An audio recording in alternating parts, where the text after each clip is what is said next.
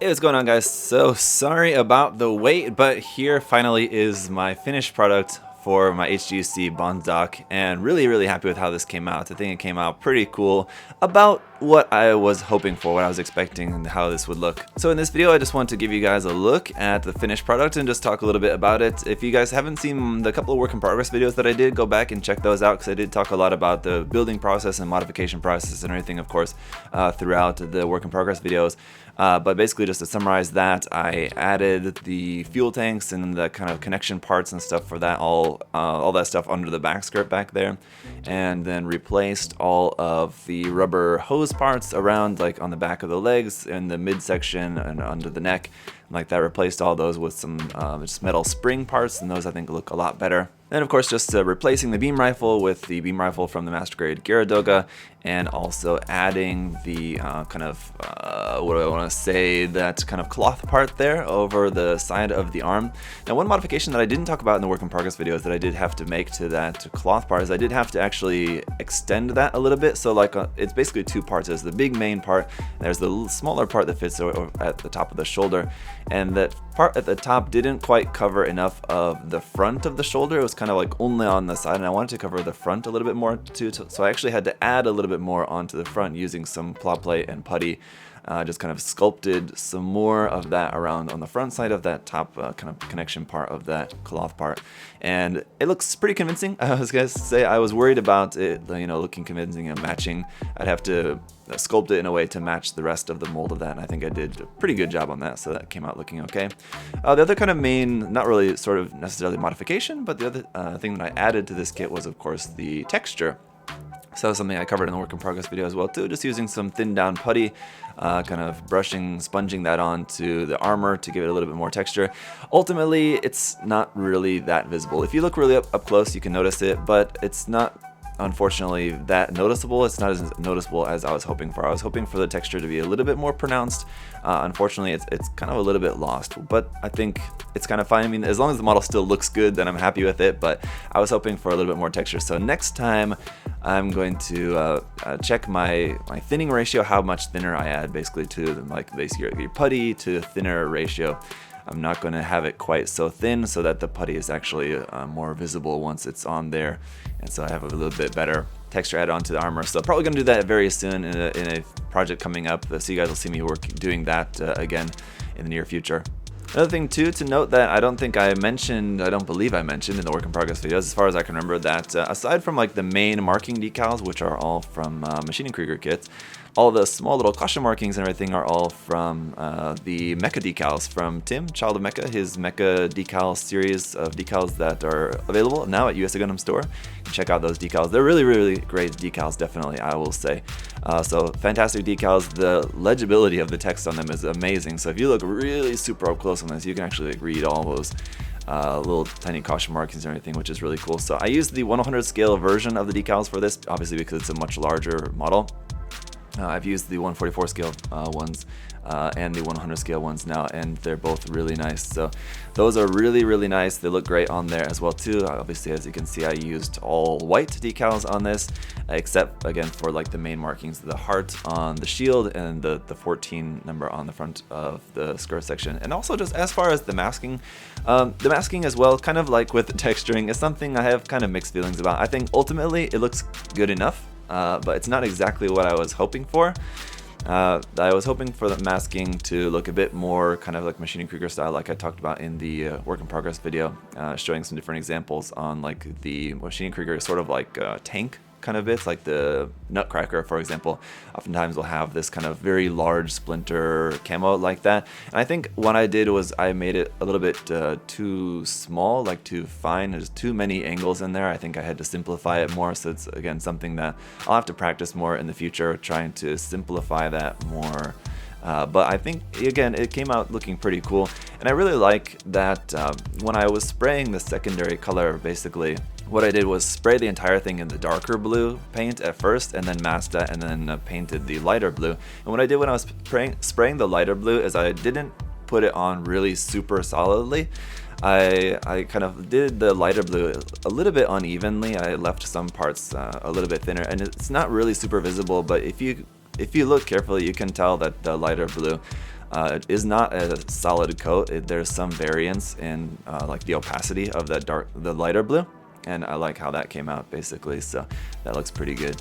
As for the base of this, I just got it on this nice black round wooden plinth, and I think it looks pretty cool, and it's just up on there on a 3mm brass rod. I didn't use the Action Base connector that comes with this kit because the Action Base connector that comes with this has to like fit up around the hip section, and because I added the part up in there to hold the fuel tanks, that Action Base connector that's included with the kit wouldn't work with this. It wouldn't fit anymore because of the parts that I added in there. So I basically just had to just drill a 3mm hole up into the hip section and then just stick that brass rod up in there, and that's pretty much it. It's pretty simple for that. So just going for a kind of floating in space, ready for action, not necessarily like an action pose, but just kind of ready and you know, looking cool there, floating in space. I didn't do anything with the mono eye actually. I was going to, I was gonna like replace the mono eye or paint the mono eye or something like that, but ultimately I thought it looks good without the mono eye being actually lit up, just because the slot there, like in the front of the mask, like for the visor, is so thin and it's really dark up inside there. If you actually paint the mono eye, it's just a really small little dot. I actually kind of like the look of it without that being lit up, so I didn't actually paint the mono eye on this at all, and you probably wouldn't even know, even unless I like had it lit up with an LED or something like that, or I like painted it to look like there's some light reflecting around on there. Even if that was painted or something, or if I replaced it with like a little tiny clear part or something, it'd be so hard to see. You'd have to look at it from a really distinct angle to be able to see the mono eye anyway. So I thought, no, I'm just gonna leave it like that. I like how it looks just dark up there in the visor like that. I think it looks cool enough like that, and especially the angle of how I have the head posed, you wouldn't really wouldn't see the mono eye unless you're looking at it like from underneath. So yeah, I thought I'll just leave it like that. I think I like the look of that. The clear green part is still there for like the camera on the front of the shield. Again, even that one's gonna be kind of hard to see unless you look at it from below. But this wasn't something that I wanted to necessarily spend like months and months on. I just wanted to do a few simple modifications, you know, just have some fun with it, just make it look cool, make it look unique, different from how it originally looks. I'm really happy with how this came out. I think it's pretty successful as for what I was going for with it. I think it definitely looks a lot less colorful than the original. That's one thing that I really wanted to do with it, is just definitely make it look a lot more sort of like realistic in that way of it not just being all these bright 80s colors, and it's just sort of just much more muted and much more like a realistic military sort of looking like that. And so I'm really happy with that.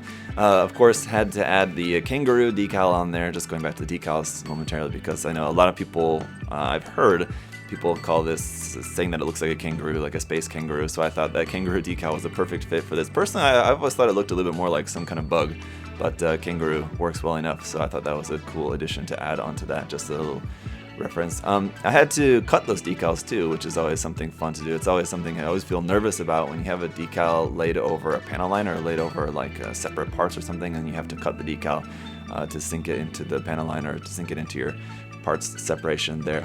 It's always nerve-wracking, but it's always ends up looking great. So that came out really nice for that 14 logo there on the front masked off section. And also just really like how I have that that lighter square marked off, kind of masked off for that kind of little square of white. It gives it a little bit of an accent color. I think without that and without the yellow, just being all in that kind of two-tone dark blue, I would just be just kind of a wash of just dark blue and the very dark gray and everything as well too. So I really like having that little splash of light, kind of like light gray color, and then with that bright yellow in there, just a nice little splash of color. And then having the heart on the back of the shield too gives you that from the backside. So whether you're looking at it from the front or the back, you've got just a little touch of yellow in there that you can see to give it just a little bit of color, a little bit more kind of bright color anyway.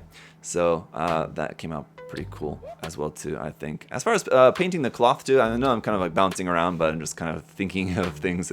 Of course, I'm not using a script, or I didn't really plan out this video. Of course, I'm just kind of thinking of things as I see them. But just going back to the cloth again, that's painted as well too. It doesn't really end up looking that dissimilar from how it looked just straight out of the box, but it is painted. I used basically brown, just painted in dark brown, and then went over it with a lighter brown color to basically highlight some sections there.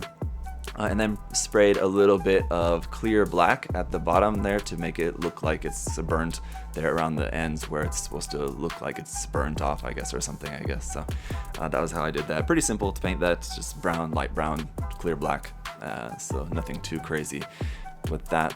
But I think that really just about does it for this. I really am quite pleased with how this came out. You know, even if there were some things that didn't come out exactly what I was hoping for, it's a good learning experience. You know, just things to keep in mind for the next build whenever I try these techniques again, things I might want to tweak and do a little bit differently to get different results, how I might want to be a little bit different. So it's always just good practice. Even if things don't come out exactly as you want, you know, it's practice. So that's always helpful as well too. You know what they say about practice, right? So of course, as always, I'm open to hearing your guys' thoughts as well too. So do make sure you share your thoughts down below in the comment section, things you like, things you don't like, things that you really thought came out well, or things you maybe would have done differently. I'm open to hearing your guys' thoughts as always, so do make sure you share those down below, and I really appreciate all the feedback from you guys, you know, positive, negative, it's all you know, useful. I don't mind it either way. So again, aside from the mecha decals, the kit itself is available at USA Gundam Store and everything else too. So guys, do make sure you check the link down below. As always, I'll have that in the video description. Check out USA Gundam Store, shop there, support them. Wouldn't be able to do this kind of stuff for you guys without their support, so make sure you show some support back for them. Would be awesome. And you can use my coupon code there as well too, ZakuAurelius10. That's just for you guys to be able to save 10% off. It doesn't actually do anything for me. It's just a perk that you guys can take advantage of if you want to save a little bit of money off your order there as well too. So that'll be down in the video description as well too. And just thank you guys all so much for watching, for your support, liking the video, commenting, subscribing. I've got like 4 other kits here that are also already painted and ready for showing you guys. So I've got a few more painted finished builds to show you guys off here in the very near future. So stay tuned for that coming up very soon. And until next time guys, hope you're all having a great day. I'll see y'all later. Bye.